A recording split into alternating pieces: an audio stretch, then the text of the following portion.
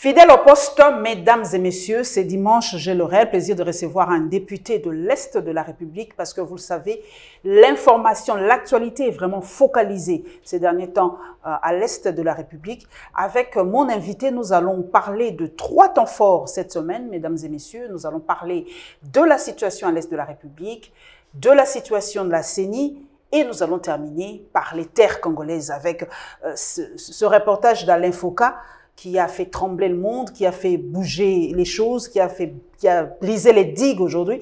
Et aujourd'hui, on en parle. On nous fustige, nous journalistes congolais, que nous n'avons rien fait, et bien que ce soit un étranger qui est venu dévoiler la face cachée des choses. Très heureuse de vous recevoir, Jean-Baptiste Kasekwa. Merci, Madame Paulette, et bonjour à tous les téléspectateurs de MB Télévision. Merci, c'est gentil. Alors, nous allons commencer, avant vraiment d'entrer dans le fond du sujet, mesdames et messieurs, nous vous proposons ces 3 temps forts en images. Vous posez la question si nous allons rester ensemble ou pas, mais on est ensemble, je vous dis. On n'est pas déchirés, on n'est pas divisés.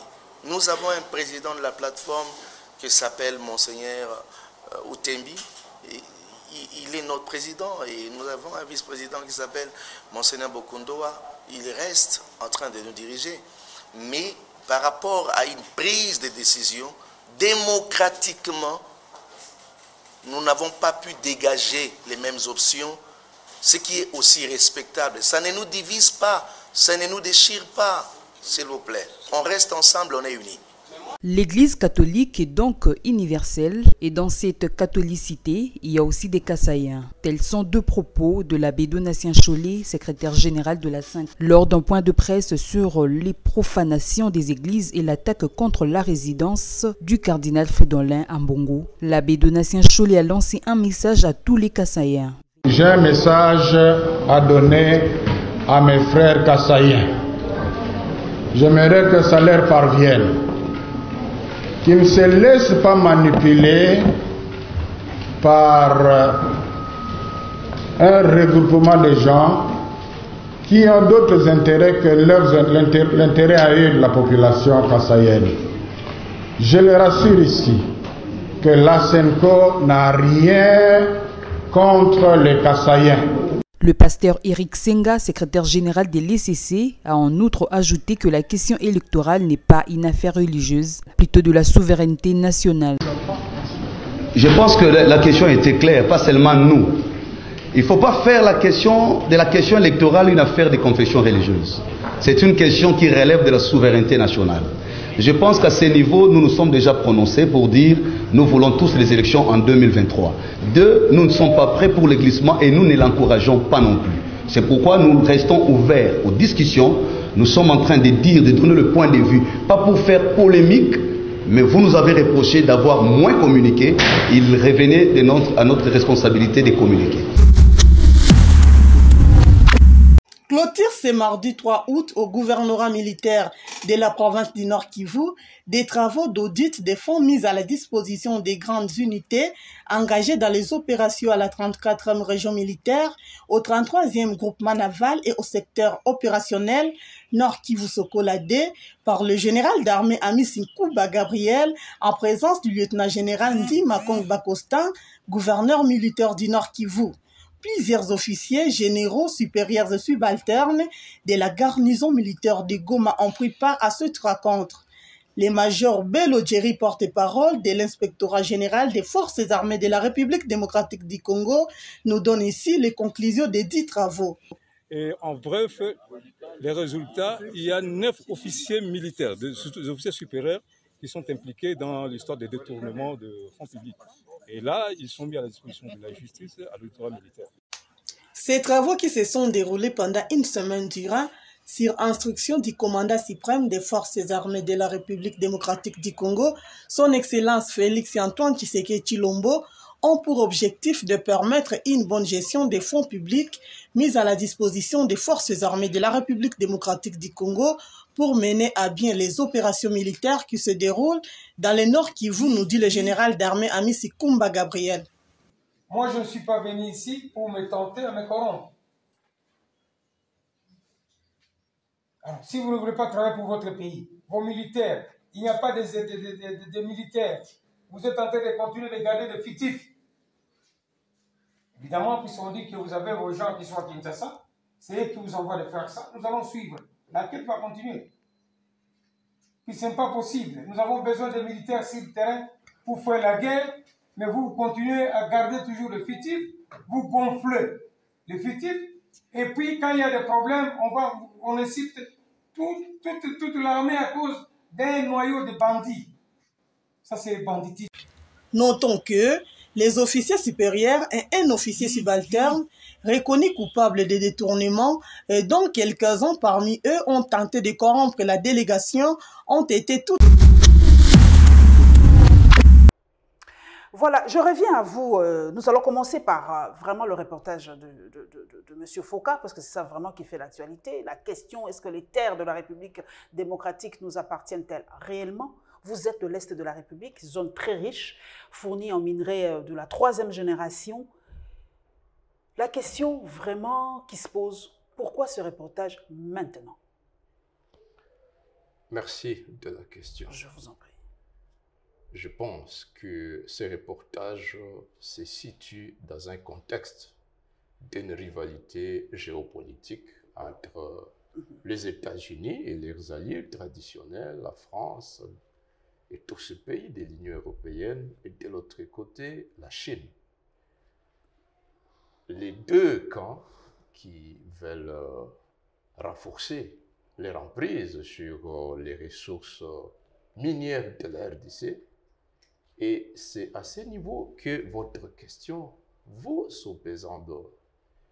Est-ce que les terres de la RDC nous reviennent effectivement? Et cette question implique une autre. Est-ce que la RDC est un État?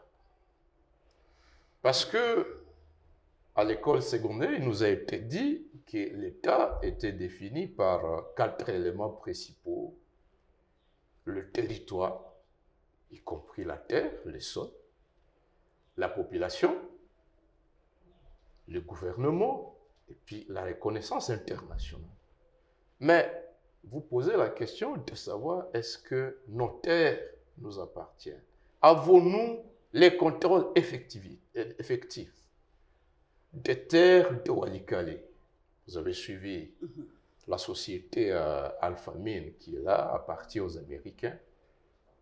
Il n'y a aucun Congolais qui a le droit de regard sur ce qui se passe. Même d'y accéder aussi. Même d'y accéder. Cette société contrôle le seul aérodrome de Walikale. Vous savez que de Goma à Walikale, la route est impraticable depuis plus de 10 ans. Vous ne pouvez pas quitter Goma et aller à Walikale. Walikale, c'est un territoire de... À combien de kilomètres? Environ 400 kilomètres. 400? Oui. Ok. Impraticable. Il faut y aller simplement par hélicoptère, soit de cette société américaine, soit même le gouverneur de la province du Nord Kivu, gouverneur militaire aujourd'hui, s'il veut se rendre à Walikale, il faut qu'il obtienne l'assistance de la MONUSCO qui accepte de mettre à sa disposition son hélicoptère. Est-ce que le pays nous appartient?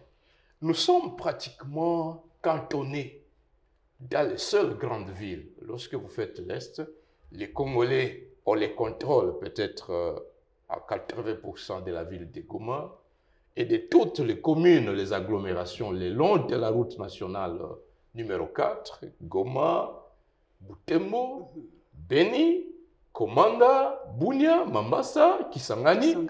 Nous sommes concentrés dans les villes. Tout comme ici à l'ouest, plus de 12-15 millions dans la grande ville Kinshasa.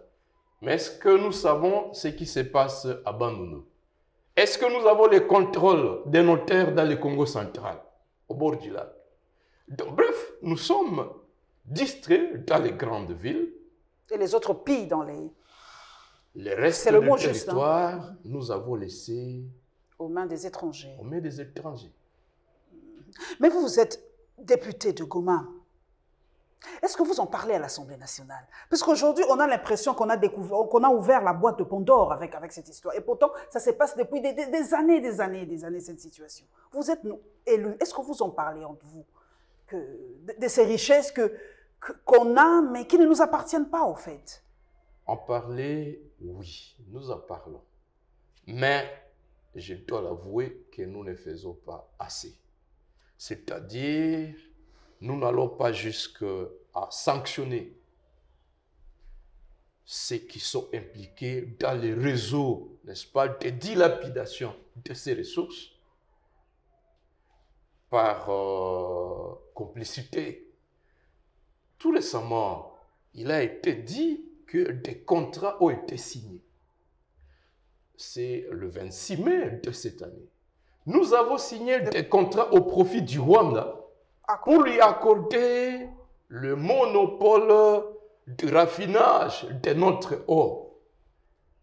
Et ces accords restent secrets. Jusqu'à aujourd'hui, même les parlementaires n'ont pas lu ces accords. Vous n'en avez pas... Ça n'a jamais été présenté au Parlement. Pas du tout? Jusqu'à ce jour, c'est secret. Ah bon? Et pourtant, moi, on m'avait dit que c'est arrivé à l'Assemblée nationale. Non. Je suis député, je suis cette question de très près. J'ai déjà accédé à un des contrats autour de une convention autour de la gestion de revenus. Je travaille encore, je vérifie si le document auquel j'ai accédé il est le vrai. Et quand vous les lisez, c'est scandaleux. Vous vous posez la question de savoir, mais est-ce que nous sommes envoûtés pour arriver à céder même les contrôles de nos revenus immobiliers et autres? Nous signons que c'est le Rwanda qui interfère dedans. Jusqu'à ce jour, il n'y a pas de contrôle par l'Assemblée. Dans le Massissi, à territoire de Massissi, il y a un endroit très très riche à minerais, les mines de Rubaya. Rubaya. Qu'est-ce qu'il y a là-dedans comme minerai? C'est du coltan. C'est le centre principal de production du coltan. Mais la population vit dans une misère noire. Mais les camions partent de là nuit et jour. Avant l'état de siège, en ville de Goma aux frontières, on attrapait pas moins de 10 véhicules par mois. Depuis l'état de siège, aucun véhicule n'est arrêté. Je me pose la question si la fraude a cessé. Non, la fraude n'a pas cessé. Mais les militaires sont impliqués dans des réseaux de trafic frauduleux de minerais. Et maintenant qu'ils ont la gestion de ces provinces riches, ça se fait facilement maintenant. Ça se fait à ciel ouvert, il n'y a plus de contrôle, la société civile est réduite au silence, les assemblées provinciales réduites au silence. Eh bien, les pays voisins et toutes ces multinationales là, qui ont toujours entretenu les guerres dont nous sommes victimes à l'Est, ont pour principale motivation les contrôles de ces gisements miniers. Donc, il y a un lien étroit entre les minerais et la guerre. Lisez le rapport des experts des Nations Unies sur le pillage des ressources minières. Comment le Rwanda se situe-t-il aujourd'hui parmi les premiers producteurs du coltan, de l'or en Afrique, sans aucun gisement? Mais ces minerais-là viennent de l'Est de l'RDC, ne nous voilons pas la face. La principale raison d'être des groupes armés, c'est les contrôles des gisements miniers dans le territoire de Mambasa Anitouri, le territoire d'Irumu. Mais tous ces groupes armés fonctionnent autour des gisements miniers. Et lorsque le gouvernement sensibilise en vue de la reddition, ils ont toujours manifesté la bonne volonté de se rendre. Et ils se rendent effectivement. Mais ceux qui se sont rendus depuis l'instauration de l'état de siège, aujourd'hui, ils sont en train de retourner dans le gisement minier parce que ils réalisent que les conditions de vie autour des carrés miniers sont de loin meilleures que les conditions dans lesquelles le gouvernement les place dans des centres de regroupement, de cantonnement. Ces miliciens-là, autour des carrés miniers, laissez-moi vous dire, vivent mieux que nos policiers et nos militaires abandonnés à leur triste sort. On va en parler. On va en parler. Dans le cas de l'état de siège à Beni, les militaires sont à leur 70e jour sans ration. Ne me dites pas ça. Et pourtant, on a arrêté certains hauts gradés à cause de ça. Il y a eu voilà, ils sont arrêtés. On sait qui fait ça. Ils sont acheminés à Kinshasa. Je pensais que la situation était vraiment maintenant sur des roulettes. Voilà. Le ministre de la Défense nous doit des explications claires. J'ai appris que l'inspection générale des FARDC lui a déjà remis les rapports autour de cette affaire de détournement des millions. Il doit nous dire comment comprendre que du trésor public congolais, l'on ait débloqué tous ces montants-là, que l'on ait dit au peuple congolais que nous lançons l'arme lourde, l'état de siège, au nom duquel nous acceptons que tous les civils élus démocratiquement, gouverneurs des provinces, députés provinciaux, soient dessaisis du mandat leur confié par le peuple parce que nous voulons mettre fin une fois pour toutes à la guerre qui a duré longtemps à l'Est. On a dit, nous dépouillons les mouvements citoyens, sociétés civiles de toutes les libertés, de manifestations, de réunions et autres au nom de ça. Et que nous nous retrouvions dans un contexte où le militaire, bien disposé à combattre, soit dépourvu de sa ration. Même de sa ration. Incroyable. Incroyable. Mais maintenant, restons, parce que les deux sujets sont liés, la situation à l'Est et les mines, les deux sont liés, vous avez dit, il y a un lien entre les deux. Mais les internautes, ceux qui nous suivent, m'ont dit de vous poser cette question. Mbosso vous avez dit, quittez les groupes armés, il a vos noms. Et il y a un officier ou le porte-parole, je ne sais pas, un haut gradé de l'armée, qui a dit clairement que ce sont les députés du Nord Kivu, dont vous faites partie. Vous alimentez cette crise, vous alimentez cette guérilla, vous alimentez ça. Vous-même, les fils du Nord Kivu, vous tuez vos frères, nos frères, à cause de ces minerais. Vous êtes responsables. Moi, je vous accuse parce que quand Mbosso dit quitter les groupes armés, quand un haut gradé de l'armée nous dit c'est nos fils, nos frères qui sont députés du Nord Kivu, dont Jean-Baptiste Kassekwa, moi, je vous accuse, je dis vous êtes responsable de cette situation. Vous faites perdurer cette situation, mon frère. Madame, la réalité c'est celle-ci. Les dirigeants à place à Kinshasa sont incapables de pointer du doigt le Rwanda et l'Ouganda qui alimentent ces groupes armés, ces guerres. Tenez, lorsque aujourd'hui on parle des ADF, et le gouvernement, dans son compte rendu du 11 juin, dit que le massacre de plus de 100 Congolais, du 30 au 31 mai à Tchabi et à Boga, le gouvernement, dans le compte rendu, disais-je, dit que ce massacre est l'œuvre des ADF alliés au Banyabusha. Mais le gouvernement s'interdit de dire. Je vous en prie. C'est là que je voudrais vous dire. C'est là que je voudrais dire. Le massacre à territoire de Beni commence le 11 juillet 2013. À Nobili et Kamango, c'est à la frontière avec l'Ouganda. Le chef de groupement est tué dans la chefferie de Watalinga. Les Congolais de ces deux localités fuient en Ouganda. Et on les cantonne dans un camp, le cas de Tchaka. Et là, ils retrouvent des réfugiés qui se qualifient, qui se disent être de Banyabusha. Nous sommes en 2013. Banyabusha, c'est qui? C'est une tribu? Non, écoutez, c'est là effectivement toute la tricherie.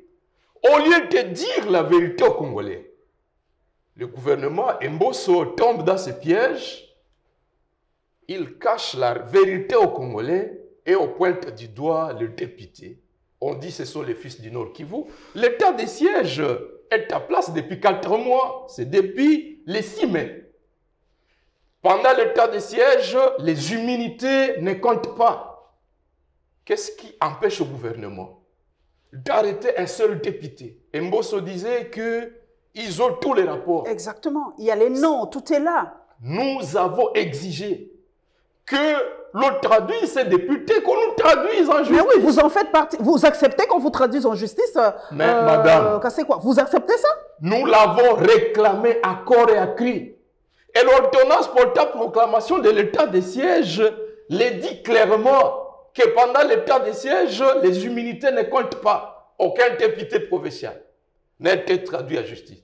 En fait, comme je le disais tantôt, le gouvernement joue à la diversion parce qu'il a des comptes à rendre vis-à-vis des pays agresseurs. Je disais, lorsque les Congolais fuient le 11 juillet 2013, ce massacre des nobiliers de Kamango, ils se réfugient en Ouganda. Et là, dans le cas de Tchaka, il y a aussi le cas de Kangwali, ils retrouvent des milliers d'individus, des Rwandais chassés de la Tanzanie, d'autres venus du Rwanda sont dans des camps, et ils s'appellent des Banyabwisha. Les Banyabwisha qui sont mes compatriotes du Nord Kivu, du territoire de Lubero. C'est là que nous avons la chefferie de Bwisha. Ils n'y sont pour rien. Mais déjà en 2013, nous avons des personnes chassées de la Tanzanie, cantonnées dans des camps à Ouganda, et qui s'appellent des Banyabwisha. C'est une usurpation d'identité. Mais parce que, en fait, le but de la guerre, vous avez bien posé la question, est-ce que les terres congolaises nous appartiennent? Madame, je vais vous dire que nous sommes en train de perdre les contrôles sur l'Ituri, les contrôles sur le Nord Kivu. Tous ces gens-là quittent ces cas-là, de Tchangwali, les cas de Tchaka, et se déversent sur Bonga, sur Tchabi. Ils prennent le contrôle de tout ce territoire d'Irumu, de Mamassa.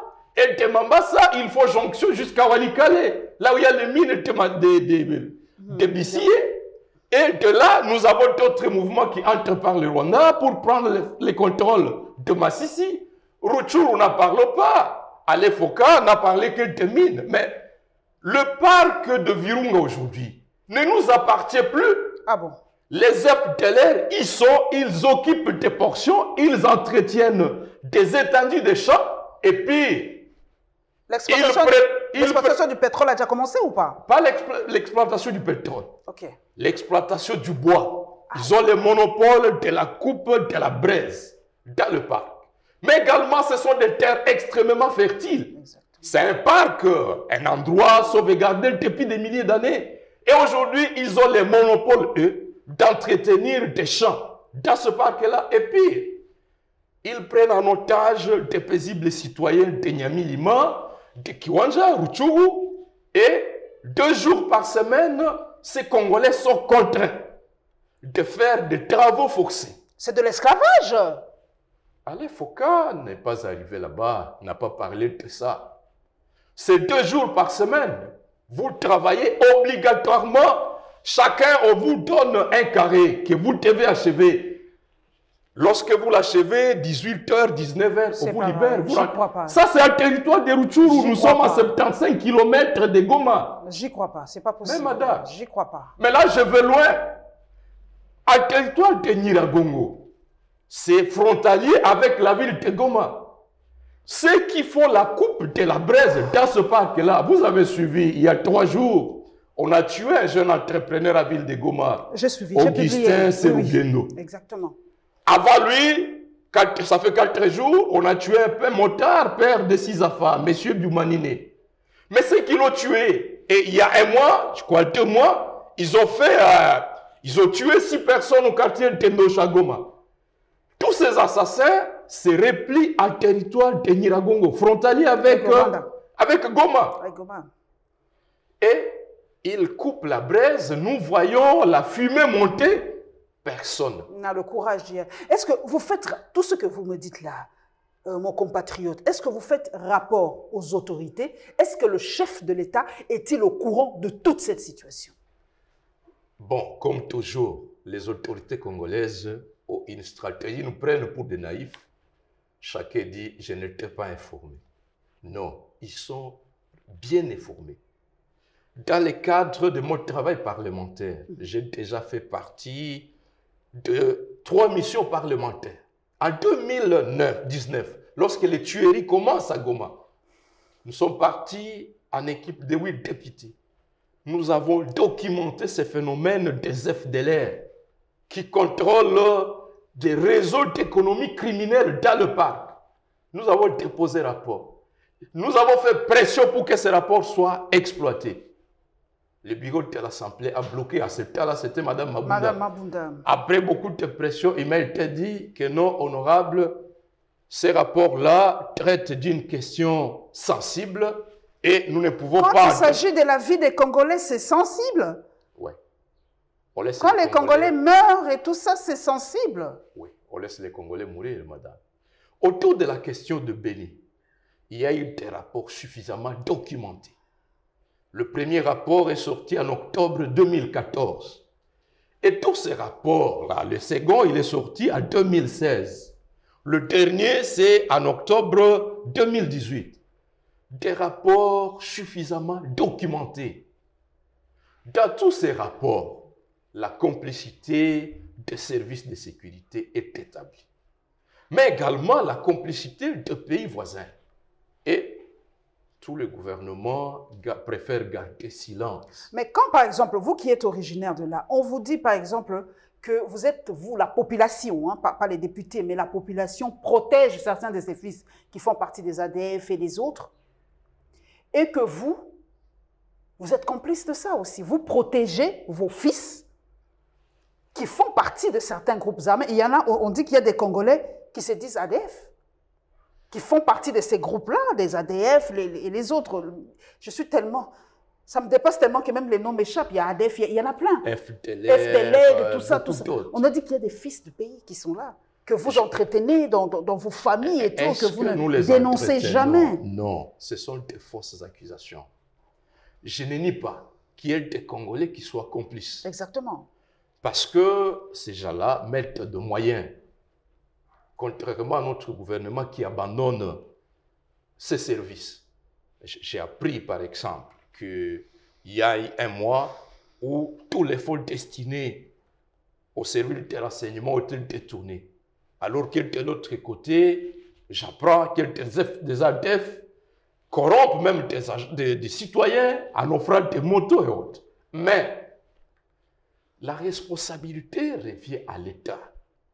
Nous avons le service de renseignement militaire, de renseignement civil. Nous avons la justice.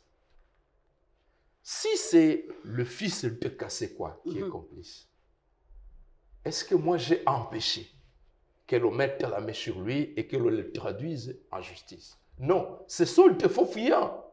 Ce sont des faux fuyants. La vérité telle que je vous l'ai dit ici, c'est que cette guerre est alimentée par deux pays voisins. Avec la complicité de certains fils. Qui sont des États mercenaires au service des multinationales. Mais ces États voisins ont les contrôles sur le pouvoir de Kinshasa. C'est trop fort, c'est une accusation. L'Est de la RDC est victime de la naïveté du pouvoir à Kinshasa. Madame, lorsqu'on nous accuse, nous, de complicité avec les groupes armés, ça nous fait très mal. Parce que n'eût été le patriotisme des fils et des filles de l'Est, ce pays ne resterait plus uni. Ceux qui ont résisté contre la guerre du RCD, ceux qui ont payé le plus fort, l'archevêque de Bukavu, Munzihiwa, Kataliko, archevêque de Butembo. Que leur âme repose en paix, en tout cas. Ceux qui ont mené la résistance, ceux qui ont porté main forte au feu Baouma et Mamadou. Mais ce sont les fils et les filles du Kivu, du Nord Kivu, de Rutshuru, de Nyiragongo, mais qui ont toujours été trahis par le dirigeant au sommet de l'État. Ceux qui signent les contrats miniers, ceux qui ont signé les contrats au profit du Rwanda tout récemment, sont les autochtones du Nord Kivu, du Sud Kivu, de l'Ituri. Non, mais la mafia s'organise, ceux qui détournent les fonds destinés aux opérations militaires à l'Est. Ils sont tapis, ce sont eux qui construisent des maisons en étage à Kinshasa. C'est la question d'ailleurs qu'on m'a dit de vous poser, Jean-Baptiste Kassekwa. On dit, il y a des morts, il y a des massacres, il y a beaucoup de problèmes, mais paradoxalement, des immeubles se bâtissent à Goma, ailleurs, les gens ont beaucoup d'argent. Pourquoi ce paradoxe? En tout cas, il y aurait, quand on part là-bas, on devait avoir vraiment... mais on a dit que l'économie est presque plus prospère qu'à Kinshasa. Oui. En fait, la population de l'Est vit un paradoxe. Elle a été longtemps abandonnée par l'État. Les gens ne comptent pas sur l'État. Pour construire la ville de Goma après l'éruption de 2001, l'État n'a rien apporté. Et nous étions d'ailleurs sous rébellion. Donc cette fois-ci, quand même, l'État donnait quelque chose à... Non. La dernière éruption volcanique, pas du tout. La dernière éruption volcanique, Sama Lukonde a conduit une délégation composée de plus de 126 personnes pour ne rien laisser. De petites maisons à bâches qui se sont envolées avec les vents. C'était vrai ces images alors, hein? Mais oui, madame. Okay. Donc, la population de l'Est se reconnaît, évolue dans un état d'esprit d'orphelin. Ils savent qu'ils n'ont rien à attendre de l'État. Je vous parle de Walikale. Pas de route. Pourtant, c'est dès là que l'on exploite de minerais. Il y a des compatriotes qui sont en train de s'organiser et dire qu'est-ce que nous pouvons faire pour tracer nous-mêmes la route. Le système de péage route est une initiative du Nord Kivu, où les gens se disent, mais nous n'allons pas attendre Kinshasa. Ils arrivent à Kinshasa et ils voient que dans la capitale même, on est incapable d'entretenir les rues de Tchangou, les rues de Kaluka, et ils se disent, est-ce qu'il faut attendre de ces gens-ci, des aventuriers incapables de nettoyer même devant les portes de leur bureau? Est-ce qu'il faut attendre de la réhabilitation de la route Mbao-Kamango? Les populations disent, prenons-nous à charge. Il y a donc l'esprit d'auto-prise à charge. Les gens travaillent nuit et jour. Et tout ce que l'on entendrait de l'État congolais, ce serait le maintien de la sécurité.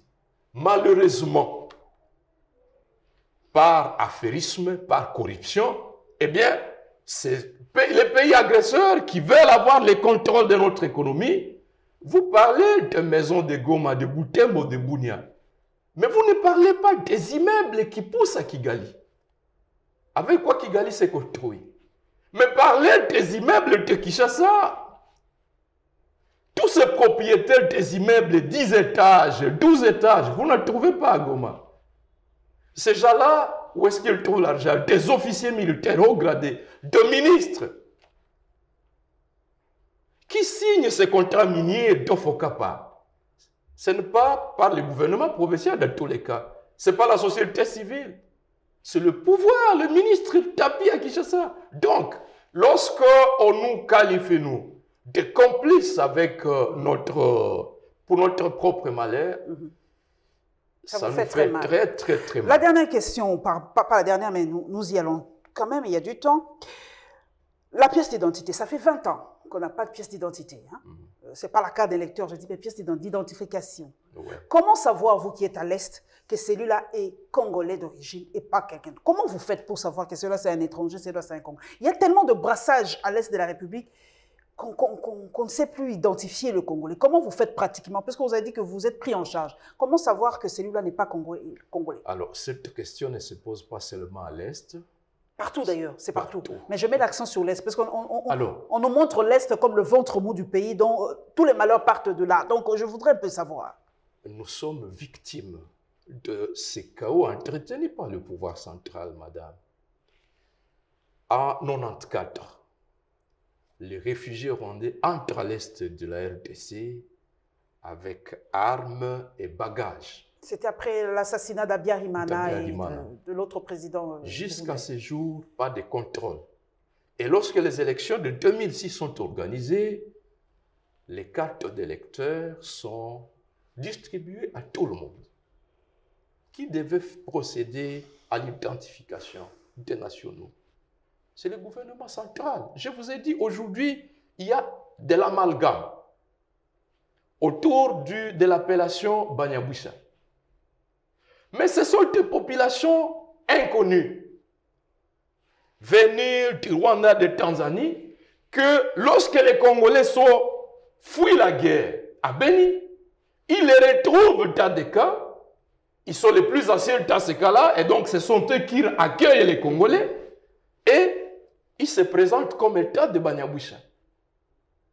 Donc, il y a de la confusion. C'est là que je posais la question, est-ce que sommes-nous un État? Nous ne savons pas contrôler nos terres, mais nous ne savons pas contrôler également notre population. Il n'y a pas de recensement, madame, sur toute l'étendue de la République. Le dernier recensement scientifique qui a eu lieu, c'est à 1984. Ah, c'était sous Mobutu, ça. C'était sous Mobutu. Depuis lors, personne n'est enregistré, identifié comme Congolais. Et ça pose énormément de problèmes. Aujourd'hui, les Mbororo, dans les Hauts-Touélé, ils sont venus de très loin. Sud-Soudan, Nord-Soudan. Ils sont venus avec armes et bétail. Et aujourd'hui, ça fait plus de 18 ans qu'ils sont dans cette partie. 18 ans? 18 ans, madame. Personne n'a parlé à Kinshasa. Et qui fera les contrôles que ces gens-là, lorsqu'ils vont se prévaloir d'être Congolais? Ce sont les autochtones de Haut-Touélé, de l'Ituri, qui eux-mêmes vont commencer à organiser la résistance. Mais pour le gouvernement en place à Kinshasa, eh bien, cette question ne les préoccupe pas du tout. Ils ont d'autres priorités. On a d'autres priorités à Kinshasa. Le pays n'est pas géré. Ils sont là pour bouffer de l'argent. C'est l'affairisme politique, en fait. C'est l'affairisme. Il n'y a aucun souci pour la construction, l'édification de l'État congolais. Qu'est-ce que nous devenons demain, dans 10 ans, dans 5 ans? Je parlais à un ami, je suis revenu de Beni. Je me suis séjourné là-bas du 28 au 31 juillet. Et on m'a décrit la situation. Après l'attaque de Boga, de Tchabi, dans la nuit du 30 au 31, c'est présumé, ces gens-là qui s'appellent ADF alliés à ce qu'ils appellent Banyaboucha, ont établi des positions depuis le mois de juin. La principale base se trouve dans une localité appelée Machini. C'est de là que les gens quittent l'Ouganda et viennent se consolider là-bas. D'autres sont à Tchabi, aujourd'hui, à plein état de siège. Ils sont dans ce qu'ils considèrent comme des cas de déplacés, mais avec armes. À plein état de siège. Donc, ils ont une base dans la localité de Massini. Il y a une autre base dans la localité de Katanga. Ils ont 4 grandes positions. C'est de là qu'ils viennent pour établir des petits campements mobiles le long de la RN4. Et c'est avec ces positions mobiles qu'ils ont perpétré l'attaque contre les convois, escortés par des casques bleus de la MONUSCO et de FARDC. Ils ont incendié 16 véhicules, tué des Congolais, emporté des dizaines d'autres, et ils sont repartis paisiblement. Mais la MONUSCO a dit bon, qu'il n'a pu rien faire. Je suivis un des porte-parole de cette institution. Alors la question, est-ce que la MONUSCO, selon vous, doit rester? Et pour vous, l'état de siège, quel est le bilan? Avant de rentrer à l'Assemblée nationale. Je voudrais, je n'ai pas trop à dire, mais je voudrais vous donner par exemple le dernier monitoring que j'ai fait pour les 15 derniers jours. À titre illustratif, c'est ça, hein? Oui. Je vous lis ça. Je vous lis ça parce qu'on découvre avec vous. À titre illustratif de l'inefficacité criante de la conduite des opérations sous le format actuel de l'état de siège, rien qu'au cours de la 6e prorogation, le cas des tueries et de kidnapping suivant enregistrant un territoire de Beni se sont ajoutés au bilan de plus de 553 tués depuis le 6 mai 2021. Le 17 août, à Pongo, Tsani, 7 civils tués et 3 kidnappés. Dans la nuit du 19 au 20, au village Katanda, groupement Isale Vulambo, 9 civils tués, plusieurs disparus et des maisons incendiées. Le 24 août, à Pointe-Oisha, 2 femmes enlevées puis retrouvées mortes en date du 26 et un pygmée tué. Le 26 août, à Kainama, 5 corps retrouvés en putréfaction. Le 27 dans le village Kassanzi, Kichovo, 19 morts. Le 28 à Mambelenge, 18 kidnappés dont 10 relâchés. Le 28 août au quartier Kekelibo, Oisha, 3 civils tués, 2 disparus, 3 maisons incendiées et plusieurs chefs emportés. Là, c'est le 28. Vous ajoutez maintenant le 1er septembre, c'est l'attaque du Convoi. Oui. Vous allez me laisser ça, je vais faire toute une lecture pour ça. Donc, la question est claire. Ce n'est pas une guerre, comme on dit, une guerre classique. C'est du terrorisme. Et les gens disent, ben, il faut que nous comprenions que ces gens-là font des guerres éclairs, des attaques éclairs, que c'est des fois difficile à notre armée de savoir quand et comment ils le font. Vous êtes originaire de là. Vous ne pensez pas que l'armée fait tout son possible pour arrêter cela? J'en viens maintenant. À cet élément du bilan, ça c'est, j'ai pris les éléments du 17 au 28, au pays ajouté, donc ceux qui sont morts dans les convois.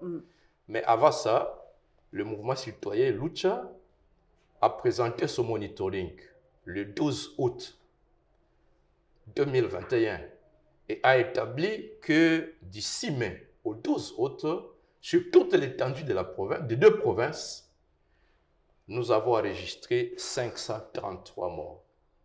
Alors prenez 533, vous y ajoutez les 45 ici, ça fait 578, plus 44 enlevés. 44 enlevés, rien que pour l'intervalle de 15 jours de la dernière prorogation. Nous avoisinons le bilan de 600 morts, rien que pendant la période d'état de siège. Alors, vous posez la question, est-ce que l'armée ne fait pas assez? J'admire le sacrifice des hommes de troupes, des soldats congolais. Je les ai retrouvés dans la vallée de Moalika, après qu'ils aient conquis une position qui était longtemps gardée, occupée par les Altef. Ils sont vaillants, ils sont très braves, mais ils sont dirigés, ils fonctionnent sous un État qui n'a pas la volonté de mettre fin à la guerre. J'ai rencontré certains d'entre eux qui m'ont posé la question, les larmes aux yeux. Ils m'ont posé la question honorable. Est-ce que vous avez la volonté de finir cette guerre? De finir cette guerre. Est-ce que le gouvernement a la volonté? J'ai posé la question pourquoi. Et on m'a dit, honorable, vous êtes venu lancer avec pompe l'opération que vous avez qualifiée de grande envergure, 31 octobre 2019. Les militaires n'ont reçu de l'appui, du soutien que pendant 3 mois. Mais de janvier 2020 à juillet 2020, madame, Kinshasa n'a pas envoyé sur le terrain de Béni pas plus de 25 000 $. Sur 7 mois, pas croyable. Comme démontre le contraire. C'est faux ça. Mais on achète des véhicules à plus de des millions de dollars. Comment on ne peut pas envoyer cet argent? D'ailleurs, c'est une des questions. Vos véhicules à vous, là, c'était à peu près 26 millions de $. Et comment on ne peut pas prendre... Est-ce que vous-même, les députés, vous ne pouvez pas dire non, l'argent de nos véhicules, là, donner ça à notre armée ou, non, mais vous êtes des égoïstes, sans blague.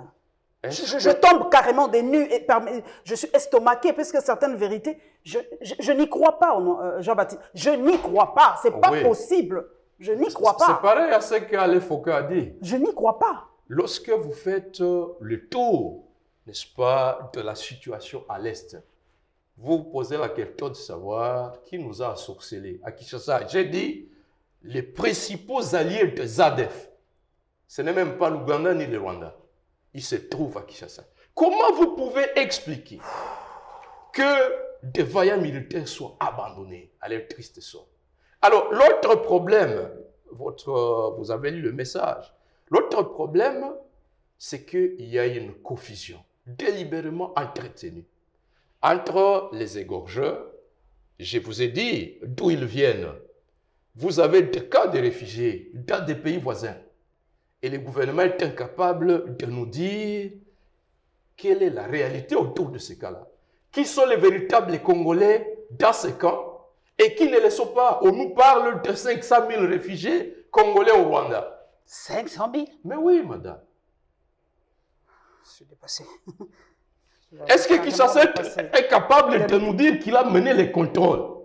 Donc, l'Est de la RDC est envahi, les populations autochtones se retrouvent devant un fait accompli parce qu'il y avait un évêque qui avait dit carrément que c'est ça le but, dépeupler la RDC et que des populations étrangères, ils viennent habiter. C'est Mais ça le but ultime, en fait. Le dernier monitoring qu'un collègue député provincial a fait, il est député du Nord Kivu, Alain Siwako, révèle qu'avant l'état de siège, au Nord Kivu, dans les 4 territoires, Mambasa, Irumu, Beni, nous comptions 98 villages vidés de leur population. Aujourd'hui, ce nombre est passé à 126. Et qui habite maintenant dans ces villages? Qui habite? Je vous dis, des populations viennent de ces 4 réfugiés. Ils se donnent la fausse identité de Banyaboucha et ce sont eux qui sont dans ces endroits-là. Le pays est en train d'être occupé. Les terres sont en train de nous être ravies. Pendant ce temps-là. C'est ça la vraie balkanisation, en fait. Mais c'est ça la dynamique de cette guerre, c'est ça l'enjeu. C'est ça l'enjeu. Pendant ce temps-là, Mbosso nous dit quitter les groupes armés. Mais qui vous dit que cette guerre est entretenue par un député provincial? J'ai suivi le porte-parole de l'armée au Nord Kivu qui dit ce sont les députés provinciaux. Mais le pauvre député, avec un salaire de 1500 le mois, avec toute sa base, il entretient un groupe armé et tout un gouvernement est incapable de mettre la main sur lui, incapable de neutraliser ce groupe armé. Madame, il y a d'autres groupes armés qui ne sont composés que de 7 personnes avec un kalachnikov. Et l'armée vous dit qu'il est incapable de le neutraliser. Et on vous dit que ce sont les fils du terroir qui organisent ces groupes armés. Nous rentrons un peu à l'Assemblée nationale, sinon je risque de perdre un peu le nord, permettez, parce que ça me chauffe un peu la tête. Revenons à Kinshasa un tout petit peu, avant de chuter calmement. Cette histoire de véhicule, vous étiez le tout premier à avoir dit non au SUV. Mais les gens disent, on connaît les Congolais, ils parlent beaucoup, mais à la fin, il aura sa voiture, il va peut-être revendre ça à 70 000 $, on ne sait pas moi combien. Est-ce que vous avez des preuves? Est-ce que vous avez écrit au président Bosso pour lui dire, non, je renonce à ces véhicules-là? En date du 2 juillet, nous, les 4 députés élus de l'ECD, dont Mme Charlotte Massiala, Atos Ndombasi, Jabosco Mambo, élu de Bagata, et moi-même, Jean-Baptiste Kaseko, élu de Goma, nous avons écrit formellement au président de l'Assemblée pour dénoncer d'abord les contradictions, le mensonge entre d'un côté le rapporteur de l'Assemblée qui dit que ces jeeps auraient été acquises au moyen d'un contrat, le président de l'Assemblée qui dit dans une rencontre à l'hôtel Fleuve Congo que c'est un don du chef de l'État pour montrer sa générosité, sa grandeur d'âme avec le député pionnier de l'Union sacrée. Et de l'autre, il y a eu plusieurs versions contradictoires. Nous avons dénoncé ça et nous avons formellement fait savoir que nous n'avons jamais été demandeurs de ces jeeps et que nous n'en serons jamais preneurs. C'est écrit. Je vous ai partagé la lettre. Ceux qui sont abonnés à mon compte Twitter peuvent retrouver la lettre. Nous avons formellement écrit. Est-ce qu'on a déjà distribué ces jeeps? Je n'en sais rien. Je pense qu'avec la clameur publique, ils ont peur. Simplement. Hein, Ils ont peur. Les Congos ont un avantage aujourd'hui. Les Congos ont une opinion publique active. Ils ont peur. Vont-ils changer de formule? Je n'en sais rien. Mais pour ce qui me concerne, j'ai dit non. Non. Cet argent, on aurait pu donner à notre armée. Et la CENI, depuis un certain temps, c'est un silence assourdissant. Et pourtant, la commission paritaire a donné son rapport. Denis Kadima, je crois que c'est lui qu'on a présenté comme prochain président de la CENI. La MOCA est décidée, votre point de vue, comment ça se présente cette situation en fait? Alors, le pouvoir à place entretient un schéma de fraude et de glissement électoral. Déjà? Oui. De fraude comment? Les 2 organes directeurs de la CENI, le bureau et la plénière, dans leur loi, initiative de l'Union sacrée, vous lisez à l'article 10. L'article 10. Vous pouvez commencer, oui, l'article 10. De la composition et du statut des membres, de la composition et de la désignation, article 10, modifié et complété par l'article 1er de la loi organique numéro 21-012 du 3 juillet 2021. La CENI est composée de 15 membres désignés par les forces politiques représentées à l'Assemblée nationale et à la société civile à raison de 6 par la majorité, 4 par l'opposition, 5 par la société civile, dont 2 par les confessions religieuses, 2 par les organisations spécialisées en matière électorale et 1 par les organisations féminines de défense des droits de la femme. Les confessions religieuses et les organisations de la société civile concernées sont celles ayant la personnalité juridique, une existence effective sur le terrain et une expertise et une expérience avérée en matière électorale. On peut s'arrêter par là, madame. Tout ça n'a pas été rempli, toutes ces conditions? 3 préoccupations. La première, au sujet des confessions religieuses. Leur loi, que nous, la Mouka, nous n'acceptons pas. Parce que c'est une loi non consensuelle et une loi qui consacre la politisation à outrance de la CENI. Cette loi dit premièrement qu'au sujet des confessions religieuses, il s'agit de confessions religieuses ayant une expérience avérée en matière électorale. Dans notre pays, les confessions religieuses qui remplissent ces critères ici, c'est d'abord l'Église catholique. Aux élections de 2018, elle a été capable de déployer sur le terrain 40 000 observateurs. Confession religieuse ayant une expérience avérée en matière électorale, c'est l'ECC. Et aujourd'hui, on fait un montage, 6 confessions religieuses, sans expérience en matière électorale. Vous en êtes sûr, hein? Mais les autres madame, là, ce sont aussi des églises. Hein? Je n'ai rien contre elles. Je n'ai rien contre elles. Elles boutiquent quelque chose en l'écartant, n'est-ce pas, les 2 grandes organisations religieuses qui ont l'expérience et qui sont représentatives de la majorité des citoyens de la population congolaise. Et qui sont dans toute la République. Dans toute la République. Et aux boutiques, une affaire, ils signent un PV et le bureau de l'Assemblée cautionne ça. Deuxièmement, on nous parle d'une fameuse commission paritaire. Je vais en arriver, c'est l'article 12. Mais terminons d'abord avec l'article 10. On dit à cet article que le bureau est composé, la CENI est composée de 15 membres, dont 6 majorités, 4 oppositions, 5 sociétés civiles. Ça signifie que déjà, les 10 sur 15 sont des délégués de partis politiques. C'est l'indicateur que le bureau de la CENI est politisé à outrance. De ces 15 ici, il faut prendre une décision. 10 sur 15, mais la société civile qui n'a que 5 n'a pas le droit au chapitre. De ces 15, pour cette loi, pour l'union sacrée, le bureau sera composé de 7 personnes. De ces 7-là, je crois que c'est l'article 24, 7 personnes, 6 sont les délégués de partis politiques. Et la société civile n'a qu'une voix. C'est dire que c'est la voix des partis politiques qui prime. Mais là où le bas blesse, ils disent, la CENI est composée de 15 membres désignés par les forces politiques représentées à l'Assemblée nationale. 2 observations. Nous savons d'abord comment cette Assemblée nationale a été constituée en 2018-2019.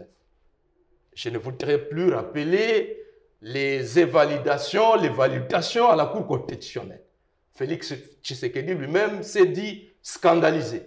Mais, deuxième remarque, comment cette majorité s'est formée? Aujourd'hui, nous nous retrouvons dans un contexte où le député membre d'un seul parti politique se retrouve à la fois à la majorité et à la fois à l'opposition.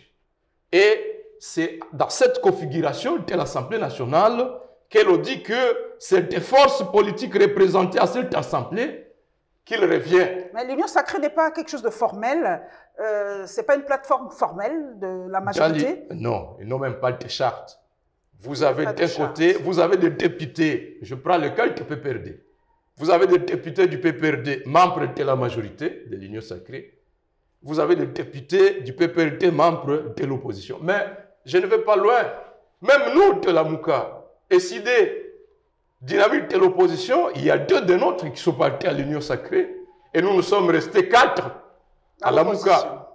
Et on dit, voilà la configuration. Donc, nous avons dit à la Mouka que soyons sérieux. Nous sommes en train de discuter d'une question fondamentale. Nous devons éviter à la nation congolaise des frustrations similaires à celles que les Congolais ont vécues en 2019.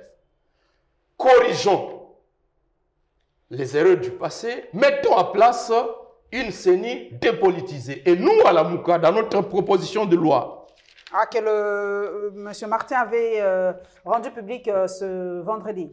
Hier, c'était la proposition de calendrier. Parce que et nous nous disons... J'ai dit, est-ce qu'il n'a pas le droit de proposer cela? Bon, vous connaissez les Congolais toujours comment ils sont. Martin Fayoulou représente une opinion de 62% des Congolais qui ont voté pour lui en 2018. 62%. Et il s'est dit, dans notre proposition de loi autour de la CENI, nous nous sommes dit, mettons en place une CENI dépolitisée. Que le bureau de la CENI soit composé exclusivement des délégués des confessions religieuses et de la société civile. Qu'il n'y ait pas de politique. Qu'il n'y ait pas de politique. Ah, là, vous demandez l'impossible. Vous voyez, aucun politique diriger la CENI. Que le politique soit présent dans l'organe législatif de la CENI, la plénière. Pas dans le bureau. Okay. Au lieu, pour contourner les querelles habituelles entre les confessions religieuses, donnons la possibilité que chacune des 8 confessions désigne un délégué. Et que ces confessions-là, le délégué de chaque confession peut devenir président de la CENI par un mécanisme de présidence rotative. Merci beaucoup. Que le rapporteur soit recruté par concours. Voilà ce que nous avons dit. De cette manière, et nous avons dégagé d'autres mécanismes liés à la décentralisation du secrétariat national de la CENI, mais également le fonctionnement des commissions, de manière à assurer une CENI véritablement indépendante. Mais personne ne veut nous écouter parce qu'ils savent qu'ils sont au pouvoir par la fraude. Ils n'ont rien réalisé au profit des Congolais. Le bilan est très... Rien que l'état de siège, je vous ai parlé de plus de 600 morts. Les Congolais aujourd'hui, la colère monte à Beni, à Ituri, et il est urgent que le bureau de l'Assemblée donne une suite favorable aux conclusions de l'évaluation de l'état de siège pour éviter une confrontation entre la population et notre armée. Parce que la population ne comprend pas que les forces, les rebelles, ne soient pas soumises à la force de feu. Il n'y a aucune opération militaire menée sur le terrain, madame. Il n'y a rien. Et que pendant ce temps-là, les Congolais soient interdits du droit de manifester, de crier les ras-le-bol pour interpeller les Congolais de Kinshasa, de Lubumbashi, de partout de la diaspora, que nous périssons. Mobilisez-vous pour nous venir en aide. On leur interdit ce droit de manifester au nom de l'état de siège. Pendant ce temps-là, les tueries continuent. Et les traités sont signés. Et les traités sont signés, l'or et tous les revenus sont octroyés aux pays agresseurs. Merci Jean-Baptiste Kassekwa. Vraiment, le temps qui nous a été imparti est terminé. Mais pour la République, nous en parlerons toujours. La porte de MB vous est ouverte. Vraiment, expliquer à cette population ce qui se passe réellement. Nous avons entendu le son de cloche vraiment d'un fils du terroir et nous avons compris beaucoup de choses. Il nous a révélé aussi beaucoup de choses. Merci à vous. Merci du temps que vous avez disposé pour nous. Et nous allons nous retrouver, mesdames et messieurs, le dimanche prochain. Et nous allons terminer par vos propos. Nous allons chercher vos propos sur Twitter par rapport à ces sujets. Et nous nous retrouverons la semaine prochaine avec le même plaisir. Inch'Allah.